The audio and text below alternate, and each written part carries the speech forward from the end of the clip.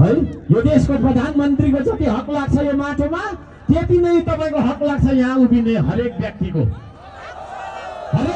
त्यति नै अधिकार लाग्छ। त्यसो भएको कारणले गर्दाखेरि नेपालीको तपाईको चाहिँ नि असहमति हुँदा हुँदै कोही तपाईको सुकिलो मुकिलो तपाईको लुगा लाउनेले बियर र व्हिस्की ब्रान्डी खाँदै है तपाईको चाहिँ नि सिंहदरबारमा सिग्नेचर गरेर यो देश लिलाम गर्न हामी दिँदैनौँ। त्यो देशलाई बचाउने संस्कृति हो श्रम संस्कृति।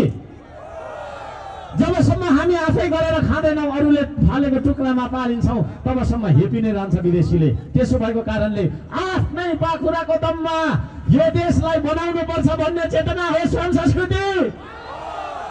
त्यो श्रम संस्कृतिमा म तपाईहरुलाई हार्दिक स्वागत गर्न चाहन्छु। तपाईहरुले एउटा पार्टी खोलेछ, चुनाव चिन्ह माटो लिएर आएछ अनि भोट माग्ने रहेछ, दुई चारवटा तपाईको चाहिँ सिट जित्ने रहेछ भन्नुहोस्। बहुमत प्राप्त गर्नुपर्छ, बहुमत प्राप्त गर्नुपर्छ। यो तपाईको चाहिँ देशका देशभक्त नेपाली सबैले बुझ्नुपर्छ है। र यो भनेको एउटा पार्टी भन्दा धेरै माथिको विचार छ। हामी तपाईको यो देशको कायापलट गर्छौँ।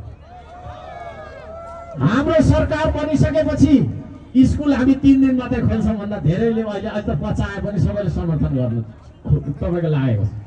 किनभने हर्क साम्पाङको कुरा सुरुमा बुझिँदैन। मलाई थाहा छ, यो मैले धेरै वर्षदेखि प्रयोग गर्दै आएको कुरा हो।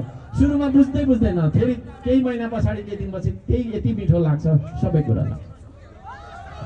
3 दिन मात्रै किन खोल्नुपर्छ स्कुल भन्दाखेरि ज्ञान मात्रै धेरै भयो, टाउको यत्रो भयो।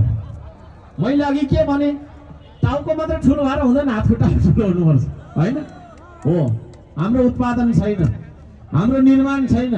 हामीले प्रयोग गरिरहेका यी सम्पूर्ण क्यामेरा विदेशी हुन् है। हामीले प्रयोग गरिरहेका सम्पूर्ण साधनहरू विदेशी हुन् है। हामीले तपाईको चाहिँ भात खाइराखेको भातसम्म विदेशी हो है। स्वदेशी के छ यो देशमा है? स्वदेशी के छ भन्दाखेरि हाम्रो नाङ्गो शरीर मात्रै स्वदेशी। नाङ्गो शरीर मात्रै लिएर बाँच्छ त अब तपाईको छैन जीवनमा नेपाली।